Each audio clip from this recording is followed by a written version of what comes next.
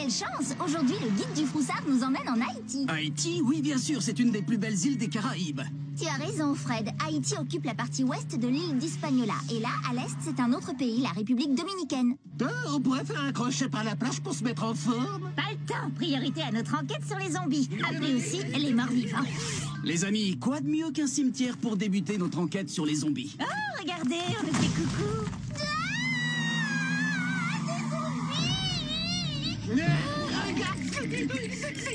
Coupez, la scène est fichue. Oh, on est en plein tournage d'un film. Et le réalisateur, mais c'est Romero Spielberg, le maître De l'horreur, oui, je sais, on me le dit souvent. Sans me vanter, je suis très célèbre. Je suis tellement fan de vous que je me suis procuré le même modèle de gilet à poche. Très élégant. Mais revenons à notre enquête. Dans les films, les zombies mordent les gens ou dévorent leur cerveau. Franchement, c'est pas sérieux. C'est drôle, on croirait que vous avez lu mon scénario original. Pas vraiment. En fait, les films de zombies utilisent toujours les mêmes ficelles. Depuis White Zombie en 1932, on en a tourné des centaines, mais aussi des clips et des séries. Mais pourquoi les zombies sont-ils toujours si méchants? La faute aux Américains qui ont occupé Haïti. Ils sont ensuite rentrés chez eux avec plein d'histoires qu'ils ont transformées en films d'horreur. Mais ici, personne n'a peur des zombies. Des zombies qui ne font pas peur, mais quelle horreur, ça marchera jamais. Bon, alors décidez-vous, ils font peur ou ils font pas peur? On aimerait bien savoir. Pour ça, allez voir un bokor. C'est comme ça qu'on appelle les sorciers vaudous. Ils savent tout sur les zombies.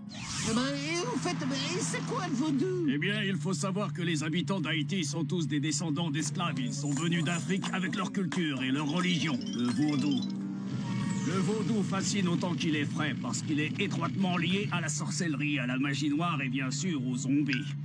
Enfin, les zombies, c'est une légende, hein? On est bien d'accord. C'est ce que pensent la plupart des gens. Pourtant, il y a l'histoire de Clervius Narcisse. Clervius Narcisse, c'est qui celui-là? Il est officiellement décédé à l'hôpital d'Haïti en 1962. Les archives l'attestent. Pourtant, il s'est présenté devant sa sœur en 1980. 18 ans après sa mort, il aurait été zombifié et forcé à travailler dans les champs de canne à sucre. Oui, grâce à la magie noire, les sorciers vaudous prétendent pouvoir extraire les morts de leur tombe pour en faire des esclaves. Mais le bokor va tout vous expliquer. Désolé, mais ces histoires de magie noire, c'est juste pour épater les touristes. Mais enfin, il y a bien des zombies à Haïti. Comment est-ce possible? Ah bah c'est simple, avez-vous déjà entendu parler du poisson globe?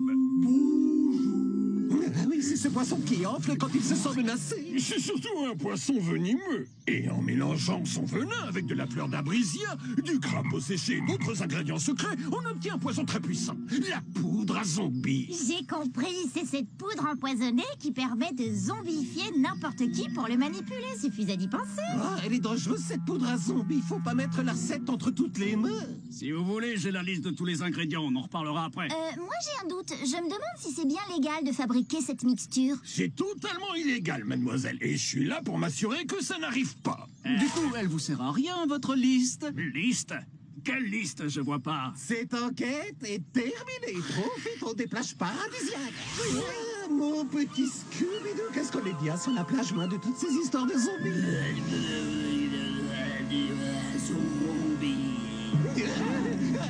Je crois que vous vous êtes fait avoir.